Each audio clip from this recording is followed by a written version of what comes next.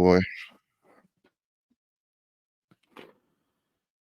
Oh, Bearded Bear podcast. Mike Reese, along with me as always, my guy Angelo Pasquinelli. Not the post game that I thought we were going to be doing midway through the fourth quarter, but we are here. Bears collapsed to the Browns 20-17 in a just I don't even have the words for it. I'm gonna let you go, Angelo. Just what is your initial reaction right now?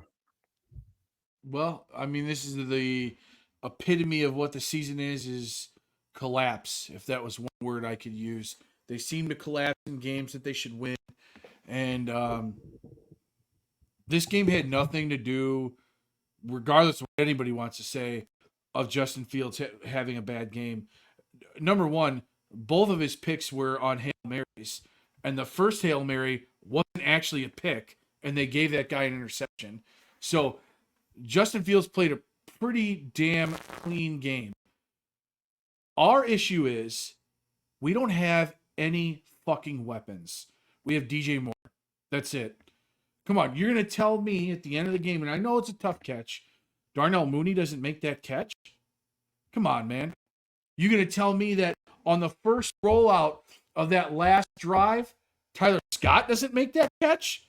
There was nobody around him. That there's a plethora of things that cost you the game, but that should have been a game-winning drive for Fields.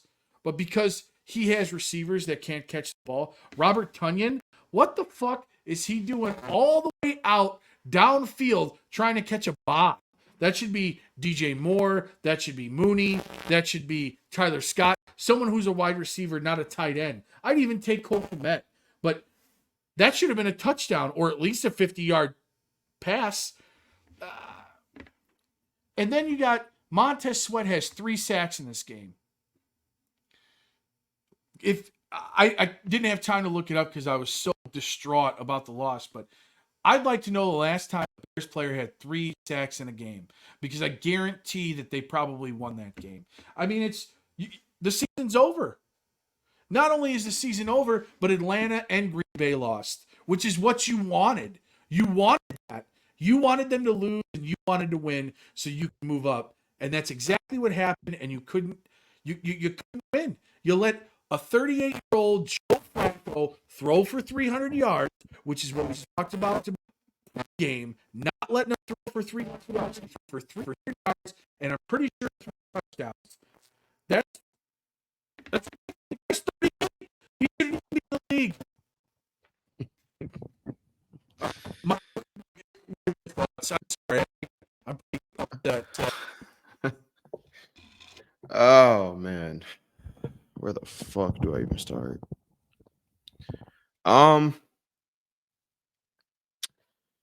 I am not having a conversation with anyone that can look me in my face and tell me that we don't need weapons.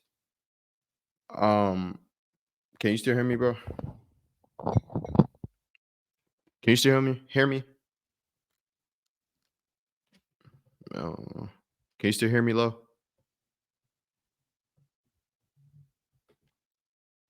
Damn, did my shit go out?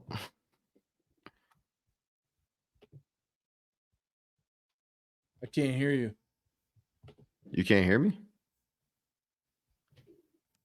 What the hell? Wow. Let me pause this.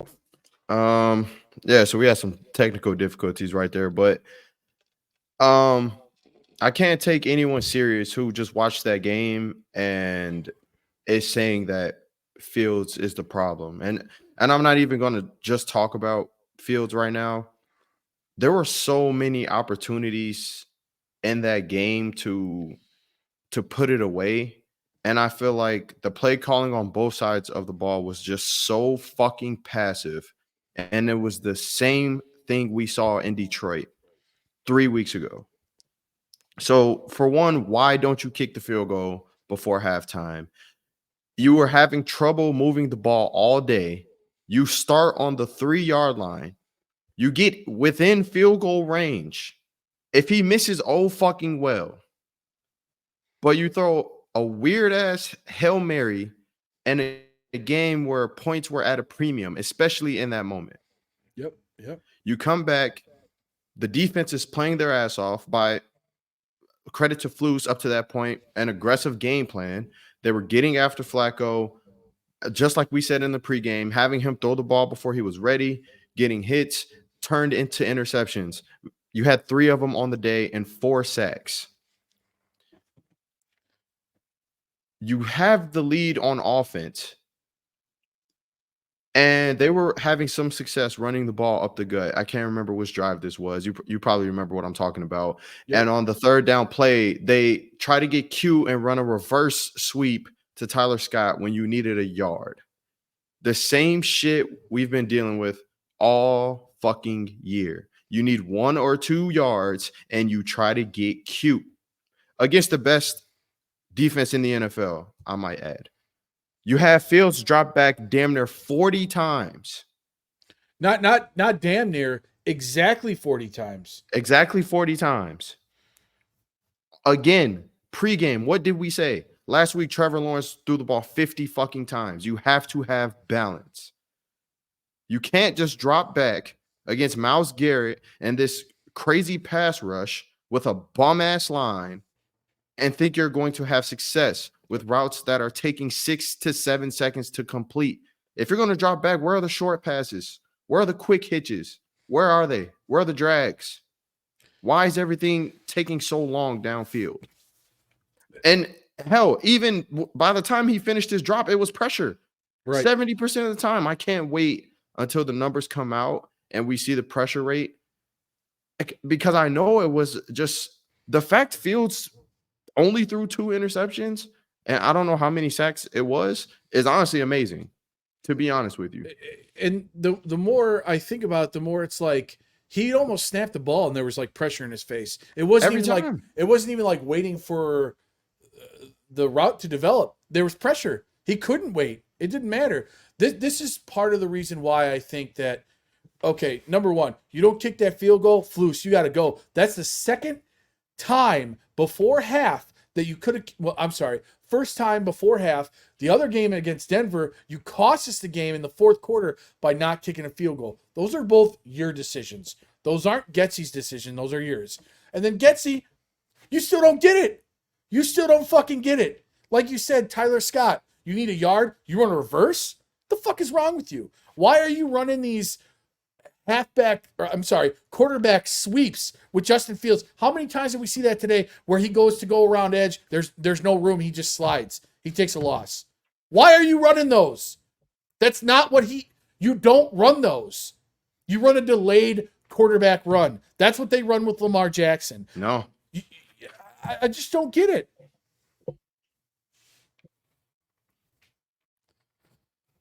And you said... I thought that too, especially the second one. Go ahead. No, go ahead. I was going to say... I was just agreeing with you, man. The quarterback sweeps are just irritating, yeah. And then you said you had, 4 sacks and 3 interceptions, and you lose the game? How is that possible?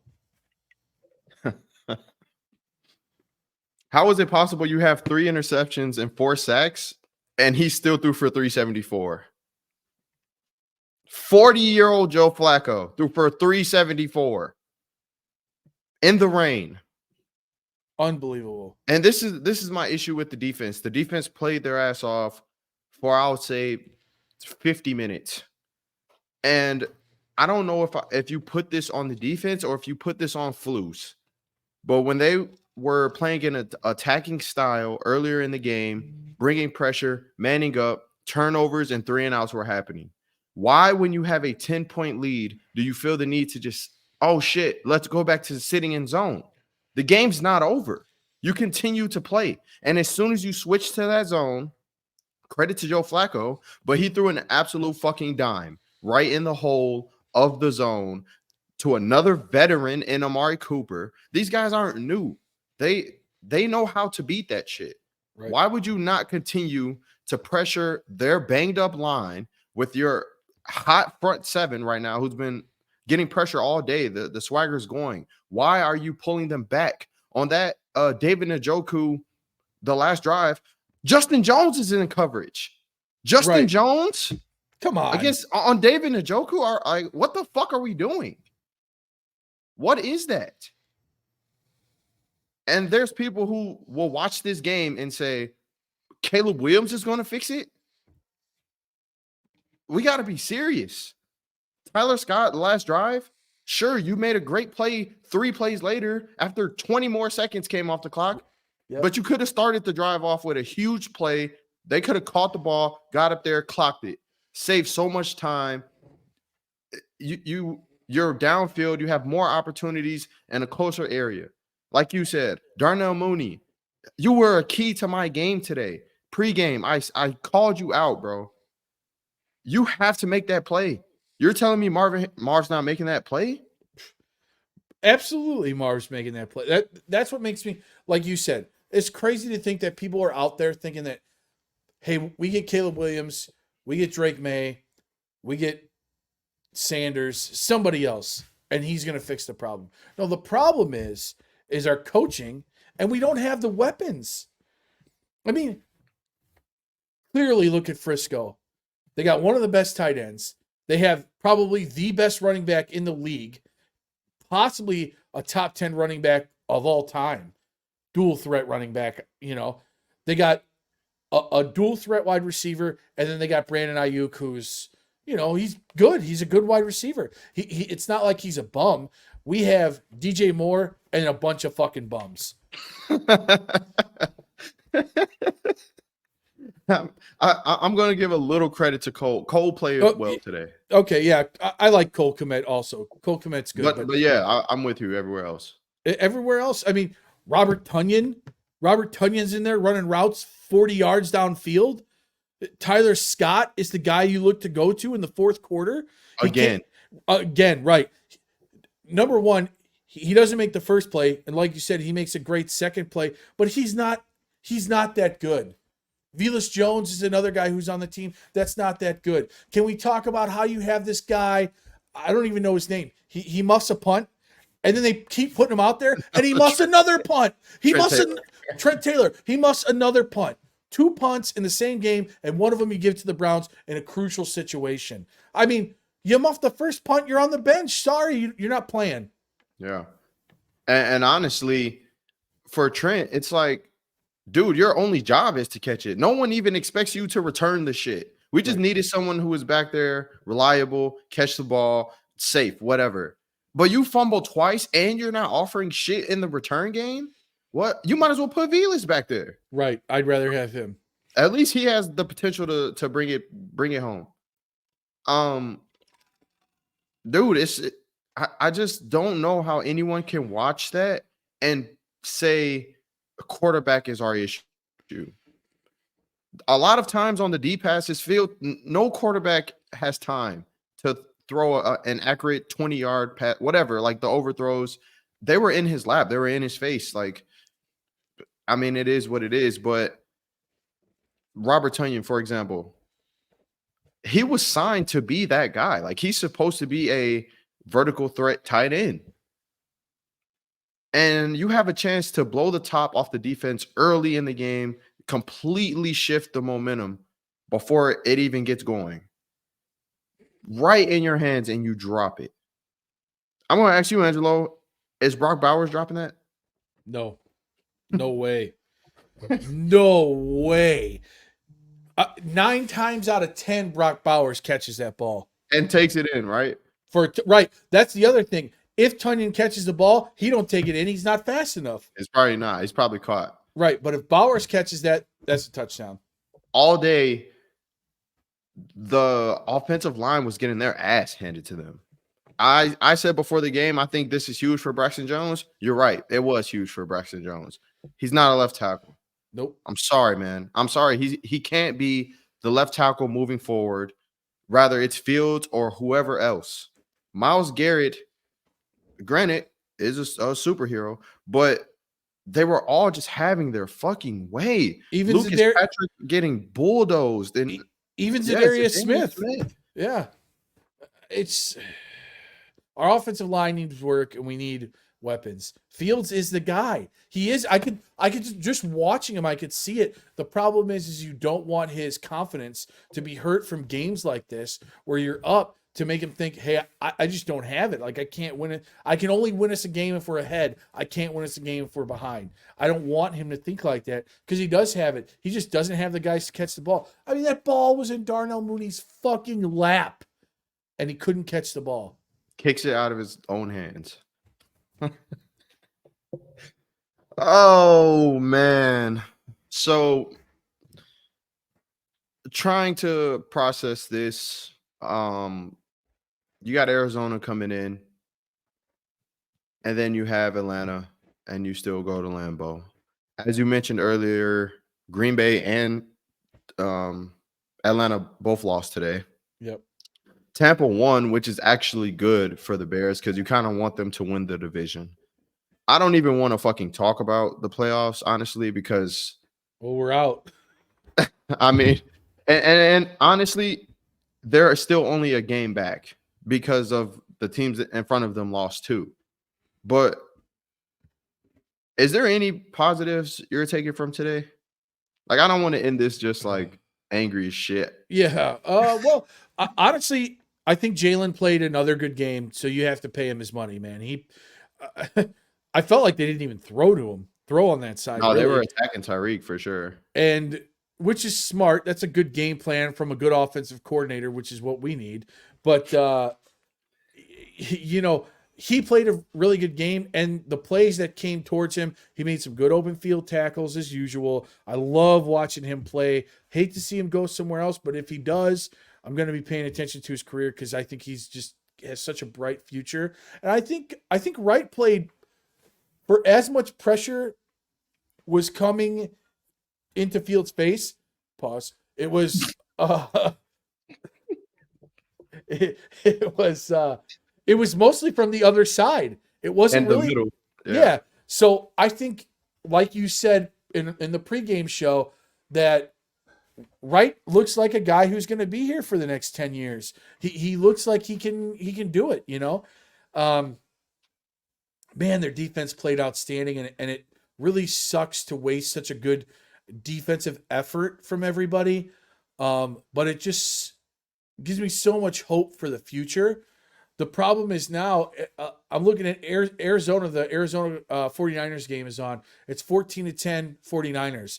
So, I mean, Arizona's putting up some points. They can move the ball. So They've been feisty all year. Right. We might be in trouble when we play Arizona. It's not a foregone conclusion that we win. So there's a possibility we lose the next game, and then we play Atlanta. And Atlanta, lost to Carolina. So I was happy to see Carolina get a win. Just because I feel like that's rough to only have one win for a whole year, even though it kind of, I don't know if it really hurts our draft capital or not, because I think they need to win 2 games. Right. So we're still number one right now. Yeah. Right. Yeah. We're still number one right now. So, I mean, it was nice to see him get a win. I still think Bryce Young isn't the guy there, but I guess I got to give him another couple of years just to see. Yeah. But other than that, Fields played well. That's another great takeaway for me is that, like you said pregame, every week, every season, if he keeps improving and getting better and making the right decisions, there was a couple times where, like I said earlier, he slid when he knew he didn't have anything instead of trying to fight for it and fumble the ball. There's a couple times he threw the ball away when there was nothing for him to go to. Those are the kind of plays we need so you don't cost yourself a turnover. So he's been doing that more often, and he did a lot today. And I thought he played very well, honestly. Given them the circumstances, I know looking at the box score, people are going to be like, oh, what the hell? He only threw for 166 yards and 1 touchdown, even though it says 2 picks. Like, really, it was 0. I mean, to me, he did what he could. He did exactly what we asked. Like, don't have negative plays. Keep yourself within arm's reach of the game because we knew it was going to be an ugly dogfight game. And I think for the lack of help he got from his offensive teammates, he did what he could. And I don't know too many other quarterbacks that would have succeeded with today. Like game plan wise, interior protection wise, it was just bad, man. It was just bad. I know later in the game, I was seeing some of those play action routes, like only Mooney and DJ were running routes, and it's like, how the hell are they still getting pressure? And there's only two people running routes. On one play, they only rushed two people, and they still got pressure. Yeah, absolutely. Today was just horrible. The offensive line was shit today. Luke Getsy's game plan was shit today.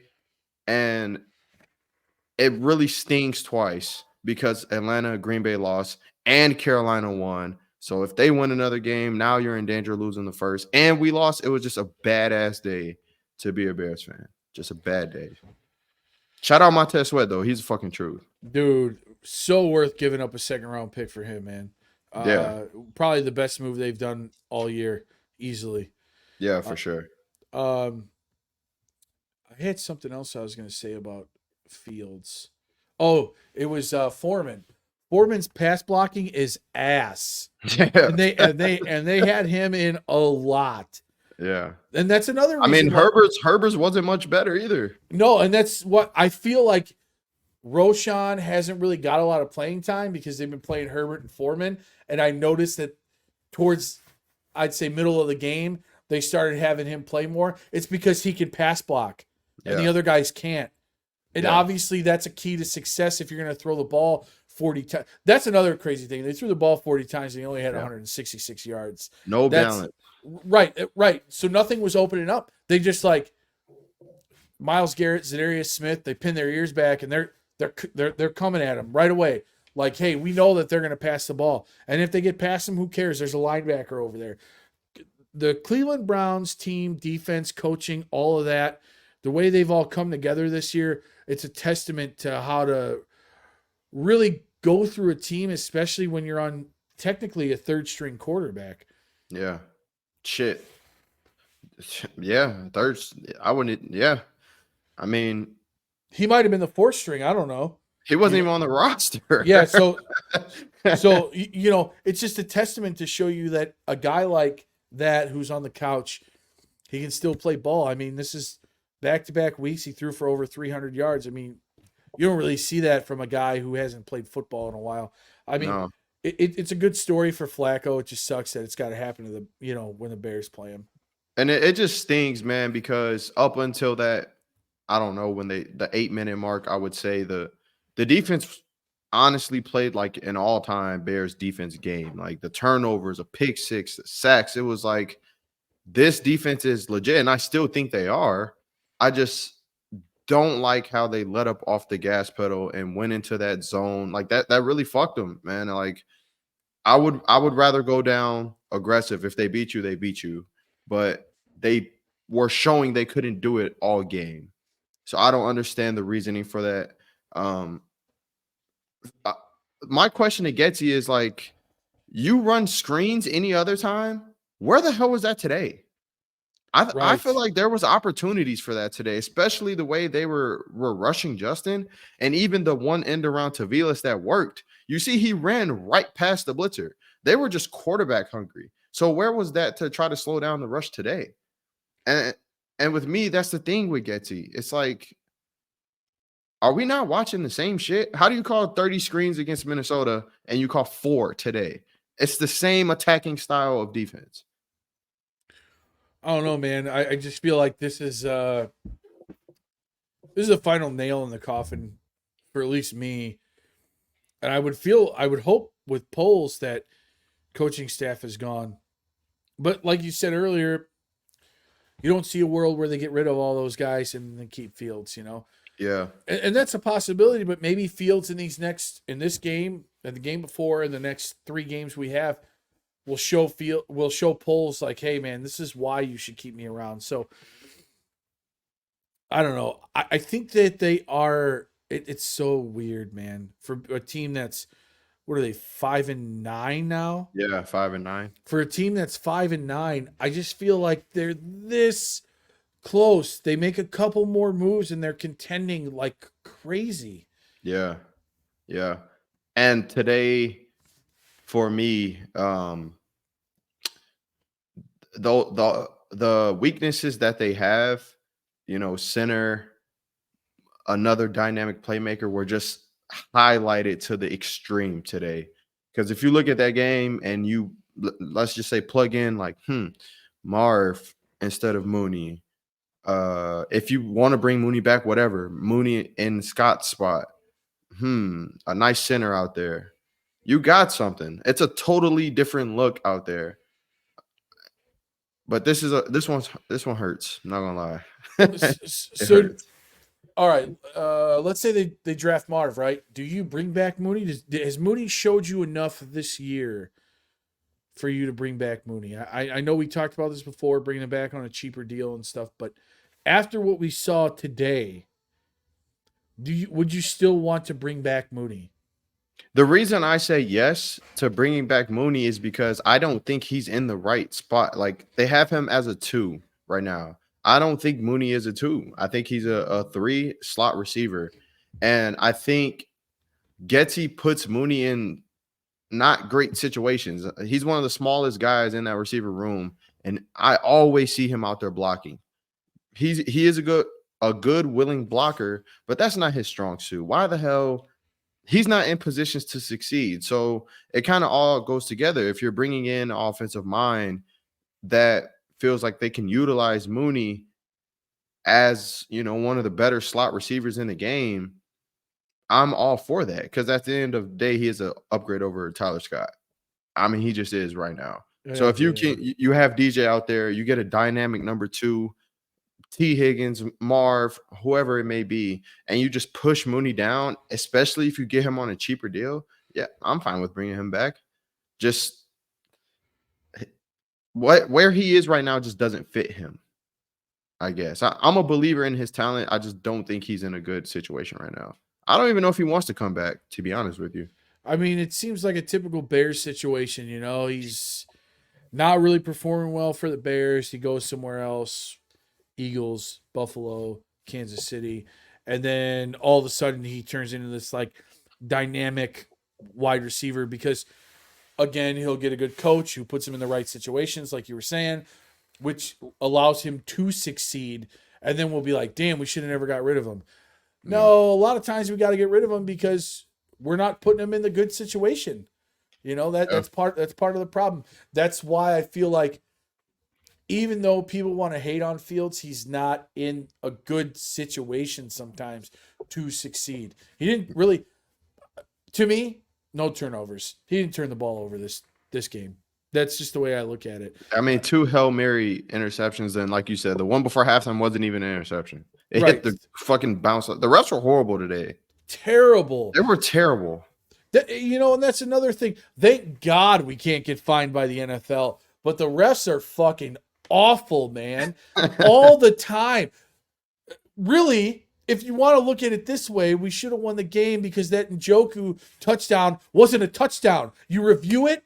How do you review a touchdown and then still give it to him when his heel is touching the white part of the end zone? He's out. Clearly, it was clear. It was very. I'm watching the game with my wife, and I clearly can tell in real time. I'm like, no, he's out. His heel touched. I knew in real time. Then they show the replay, and these guys on TV are like, oh, that might be close. No, that's not close. He touched it. It's clear as day. They zoom in, they show it, and then they're like, play stands.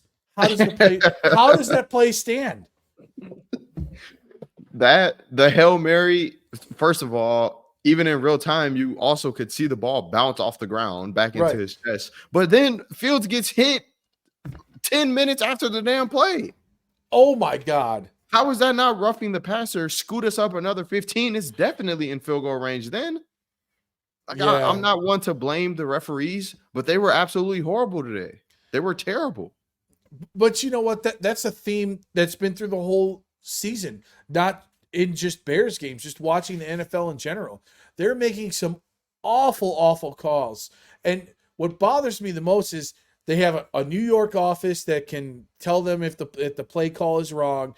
They got these guys who used to be NFL refs who come on TV and talk to the announcers and say what's going on. You can review it pretty much at any time besides the challenge. They can review it if they want to. Plus, you got challenges, and they still get it wrong. They get it Yeah. wrong all the time. I just don't get it. Yeah. Yeah. Sickening loss, man. Just look forward to watching these games the rest of the day. It's going to be a lot of interesting conversation this week. I'm not sure how Flus holds the locker room together after this one, especially with so much on the line and the fact you went into such a tough environment and you won that game for again like 50 minutes. At some point, the locker room will start to unravel. I mean, it's human nature, man. It's human nature. You had a chance to win 3 in a row, beat a good playoff team. Cleveland's defense is a hell of a defense, injuries or not. And you had a chance to make a statement today, and you fumbled it. So, with that being said, anything else you'd like to add before we get out of here? No, like Mike said, let's enjoy these last 3 games, and hopefully they beat Green Bay and Lambeau, and we take the good stuff that we did this year, translate it to next year, make some moves in free agency, have a good draft, and this will be, like Mike said, a gigantic offseason for us. Yeah, shaping up that way, man. So, with that being said, we will see you guys later in the week for Arizona preview, some more talk. And you guys have a great week, man. Great holidays. Everyone stay Yeah, safe happy out there. holidays, everybody.